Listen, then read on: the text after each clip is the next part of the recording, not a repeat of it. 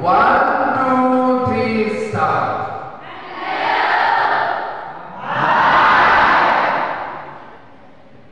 Hello दोस्तों, जय सुध, जोहार, जय हिंद। कैसे हो? उम्मीद करता हूँ ठीक होंगे और मस्त होंगे। तो दोस्तों, आज हमारे पल्ली में पूरे युवा संघ भाई बहनों का विनती उपवास है, करार दिवस के लिए तैयारी कर रहे हैं। तो दोस्तों, आज किस तरह से वहाँ करार दिवस के लिए तैयारी करेंगे, विनती उपवास किस तरह से होगा, चलिए आप सबको दिखाता हूँ वीडियो के माध्यम से। तो आज हम काफ़ी कुछ सीखने को मिलेगा। वहाँ आज फादर आ रहे हैं, वहाँ और कुछ भी एक्टिविटी होंगे। वहाँ पे किस तरह से युवाओं का भूमिका क्या है वो सब कुछ बताया जाएगा कि कलीसिया में रह के क्या करना चाहिए क्या नहीं। तो चलिए अभी वहाँ किस तरह से होगा वो सबको दिखाऊंगा। और हमारे चैनल में नए हो तो प्लीज़ सब्सक्राइब कर दीजिए और लाइक कर दीजिए। तो चलिए बने रहे वीडियो में अंत तक। लड़कों को देखे हेलो बोलेंगे और लड़के लोग क्या बोलेंगे? हाय। 1 2 3 start.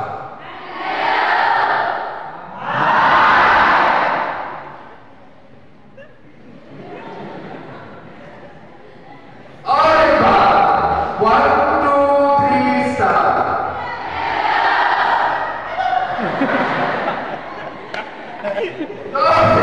One, two, three, start!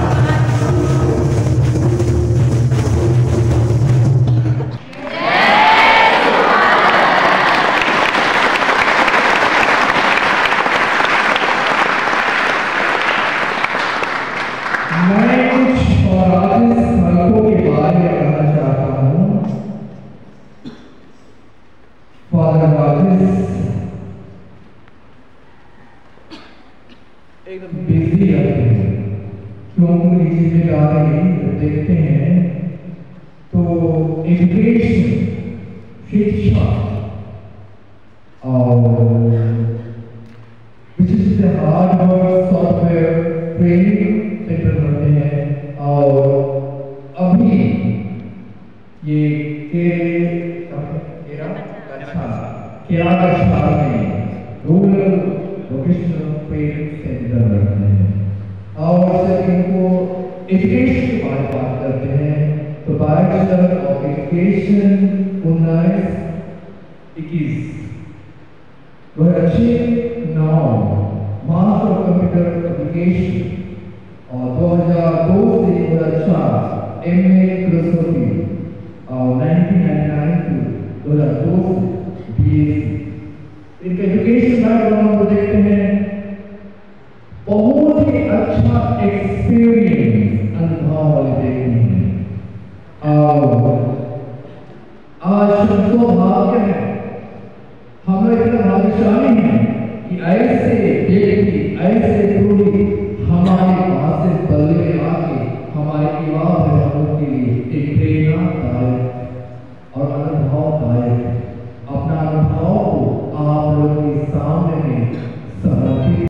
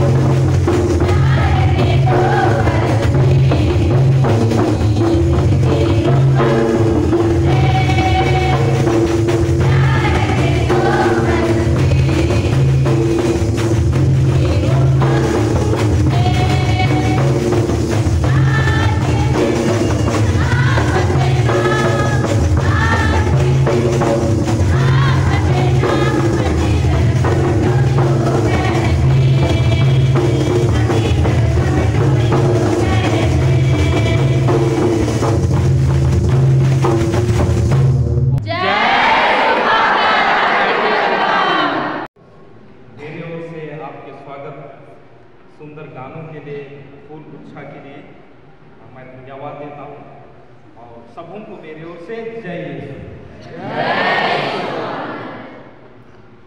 आप लोग, मैं सोचता हूँ मेरे इंतजार में आज ज़्यादा प्रार्थना की और मेरे इंतजार में जब प्रार्थना कर रहे थे तो जरूर मैं ईश्वर के पास पहुँच गया था। तो कोई बात नहीं, मैं थोड़ा देरी में निकला था तो आते समय रास्ते में थोड़ा बाधाएं की थी। कोई बात नहीं। तो संक्षिप्त में परिचय में मेरा हो गया और कुछ अच्छे शब्दों कुछ परिचय में ज़्यादा ही बोलते हैं, कोई बात नहीं, मैं स्वीकारता हूँ। और मैं यहीं का विद्यार्थी, जब मैं छोटा था यहीं पढ़ रहा था।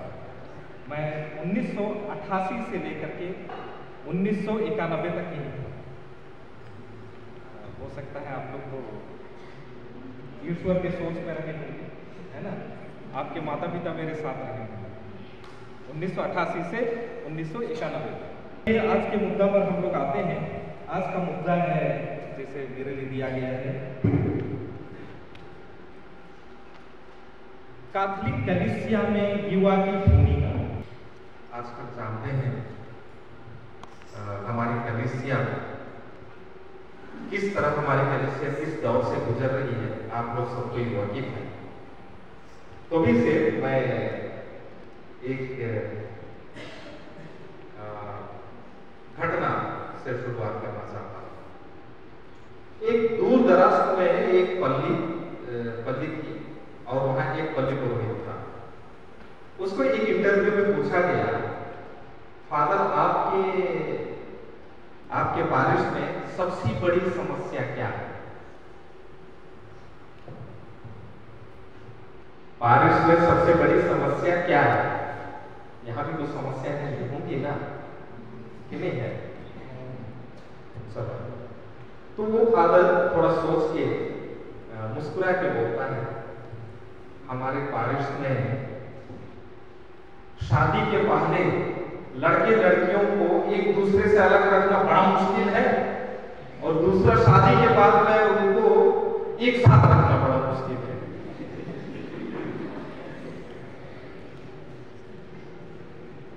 उसी प्रकार एक युवा को पूछा जाता है बारिश में, उसको पूछते हैं, अरे भाई गिरजा क्यों नहीं आते हो? तो लड़का जवाब देता है, अरे मैं ना इतने सालों से मैं सुन रहा हूँ, फादर ना हम लोग का पल्ली पुरोहित हर एतवार को उपदेश में उसी चीज को बोलता है, उसी चीज को वो बोलता है। और इसी तरह से दूसरे भी क्यों गिरजा नहीं आते हो, दूसरों को भी पूछा गया तो लोग वही कहा करते हैं और ये कंप्लेन करते हैं पुरोहित को कि भाई क्यों हम लोग गिरजे इसलिए नहीं जाते हैं क्योंकि फादर तो ना उसी घिसा पिटा को उसी को उपदेश देता, इसलिए हम लोग चर्च हम लोग जाते ही इस तरह से। तो जब पल्ली पुरोहित को पूछा गया कि क्यों तुम उसी घिसी पिटी उसी चीज को क्यों हर संडे बोलते हो, तो पल्ली पुरोहित क्या जवाब दिया बताओ? वो बोला कि मैं 15 साल से ना ये बारिश में पाप स्वीकार सुनता हूँ और वही पाप को मैं सुनते आ रहा हूं।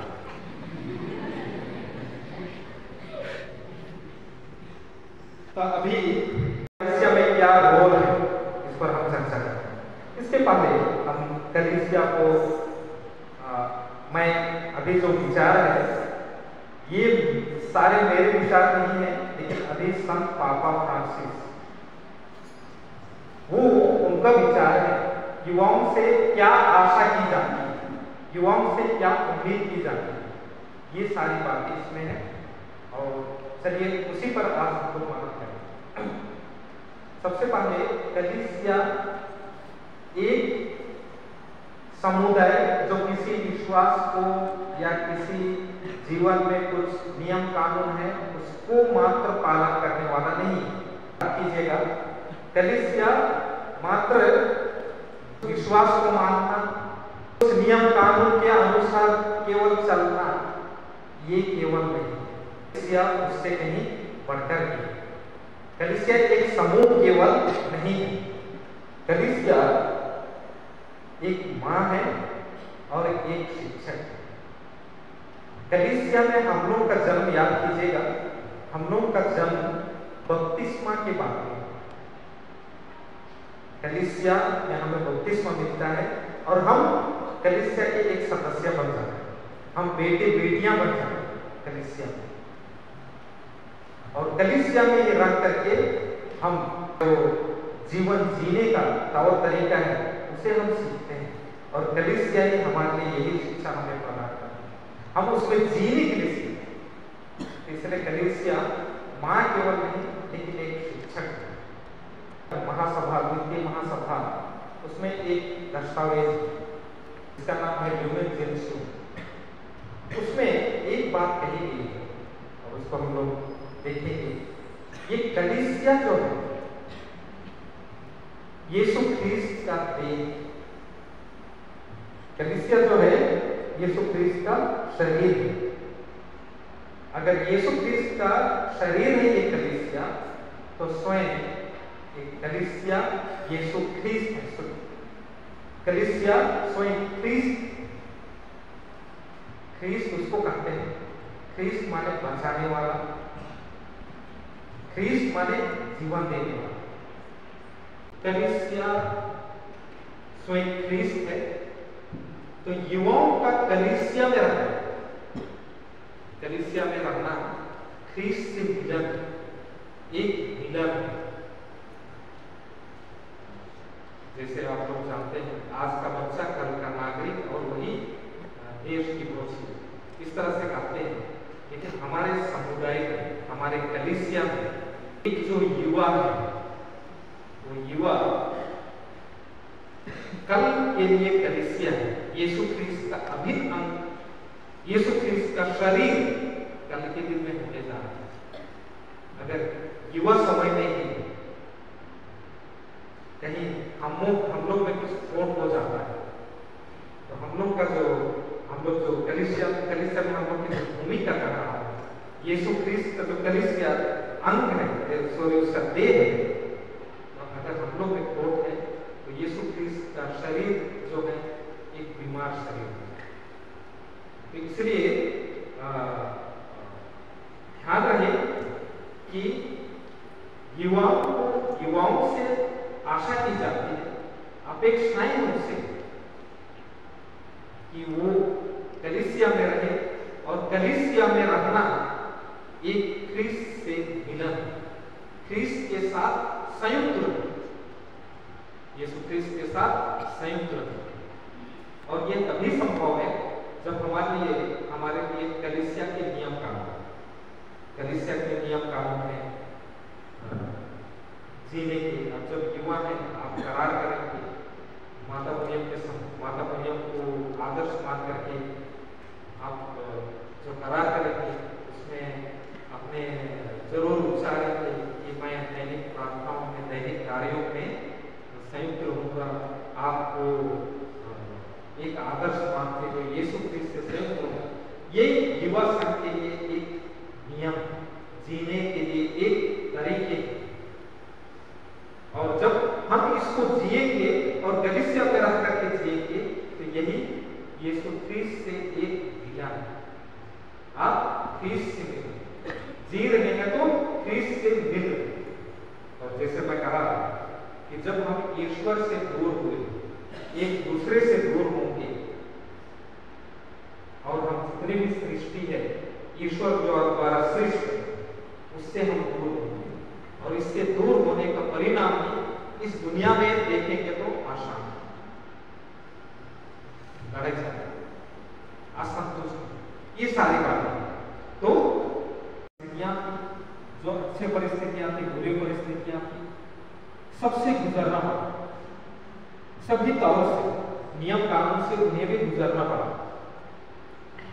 संत पौलुस इसी को कहते हैं, यीशु ख्रीस्त हम सब में हम लोग जैसा था, सिर्फ एक चीज को छोड़ गए, वो चीज था पाप। और हम लोग देखते हैं उन दिनों यूहन्ना बपतिस्मा दे रहे, क्या जरूरी था ईश्वर का पुत्र होने पर? लेकिन यीशु ख्रिस्त लोगों के साथ लाइन में लग करके मनुष्य से बपतिस्मा लिया। मतलब जो समाज में नियम कानून उससे होकर गुजर रहा है।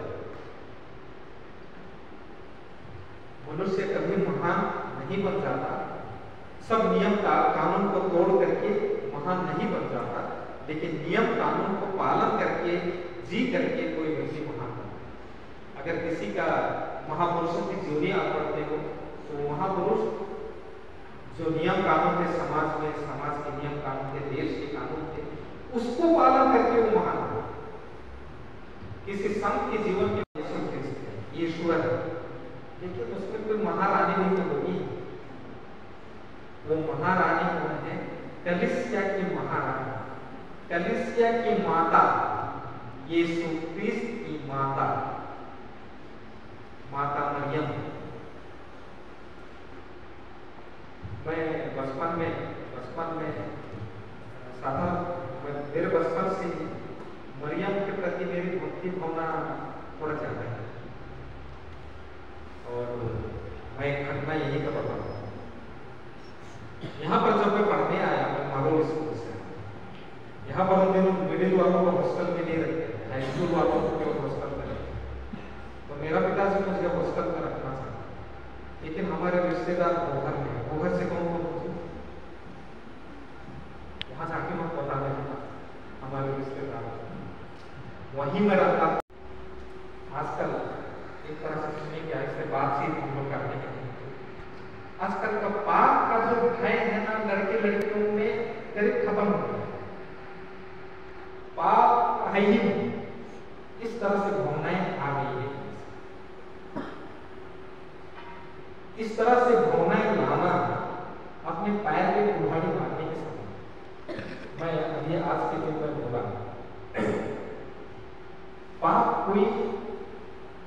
पाप क्या चीज?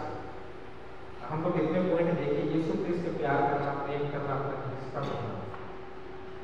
जब हम जिससे हमें जीवन मिले है, जिससे हमें दान मिलता है, तो हम उसके प्रति कृतज्ञ ना रहे। जो मिला है उससे हम प्रेम ना करें, तो जो दिया है उसके प्रति कृतज्ञ हो। कृतज्ञ हम नहीं हो, लेकिन कृतज्ञ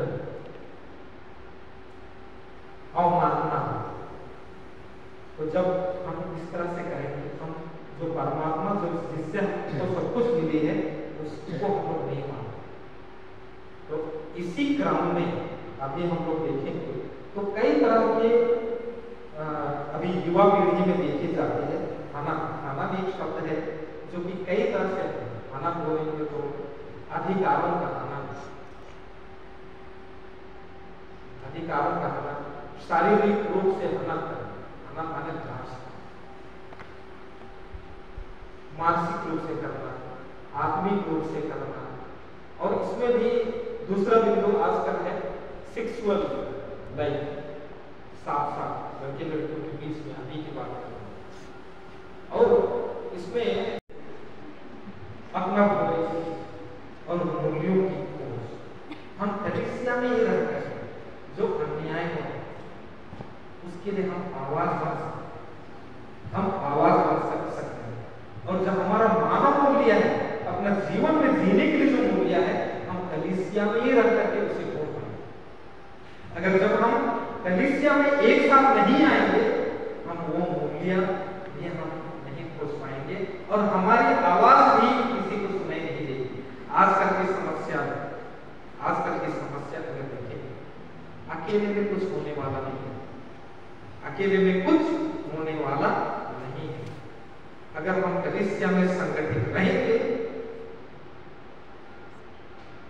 अपनी भलाई के लिए और समाज की भलाई के लिए, तभी केवल हमारी आवाज सुनी जाएगी। हमारे लोगों के प्रति अगर अन्याय हो रहा है तो वो अन्याय के प्रति हम लड़ पाएंगे। अगर हम बिखर जाएंगे तो हम लोग कभी नहीं, हमारी आवाज कोई नहीं सुन पाएगा, अन्याय के प्रति आवाज भी नहीं उठाएगा। इसको याद रखिए। इसलिए हमारी आवाज कलीसिया में आवाज होनी चाहिए, और हमारे जो मूल्य है कलीसिया से ही हमारे मानव मूल्य और जीने का मूल्य हम पाते हैं। वो मूल्य हम इसी में खोजें, यही आशा की जाए युवाओं से।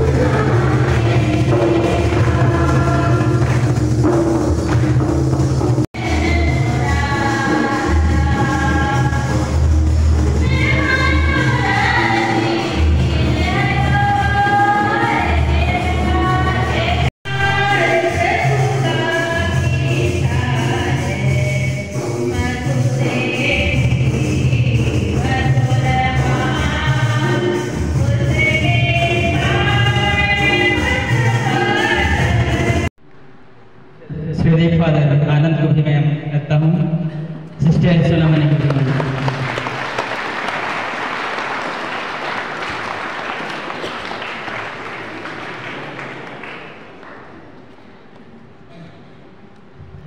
जोरदार ताली बजाते हैं।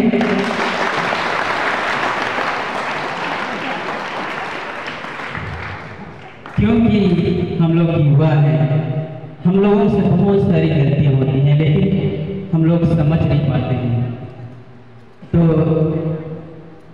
सबसे पहले आदरणीय पल्ली पुरोहित फादर वसील, आदरणीय युवा संचालक फादर आनंद और हमारे बीच आए हुए अति सम्मानीय फादर राजेश और सिस्टर सोनामणि युवा संचालिका, आप लोगों को सारे सिरे से बहुत बहुत धन्यवाद, क्योंकि हम लोगों के लिए आप लोगों ने हम लोगों को सभी प्रकार की वासनाओं और सभी प्रकार के पापों से मुक्ति पाने के लिए और हम लोगों को अगुवाई करने के लिए आप लोगों ने अच्छा प्लानिंग किया और बिल्कुल उपवास रखा। सारी वजह से बहुत बहुत धन्यवाद देते हैं।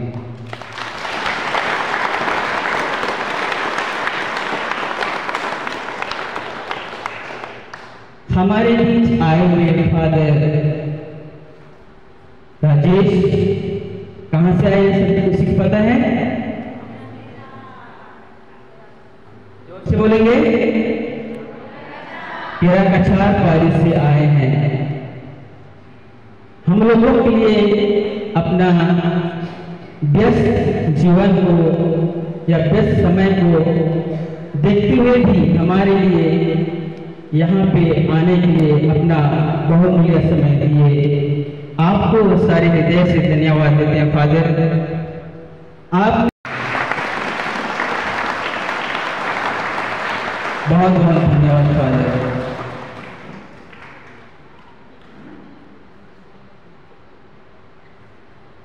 Thank you Anuja.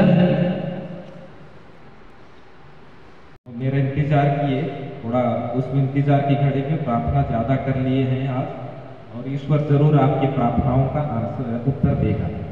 यही उम्मीद के साथ आप लोगों को शुभकामनाएं देता हूं और खुश नया जीवन आपका, जैसे फादर लोग बोले, चर्च कलीसिया पारिश आपका, आप भरपूर सहयोग कीजिए और उसको और अच्छा बनाइए।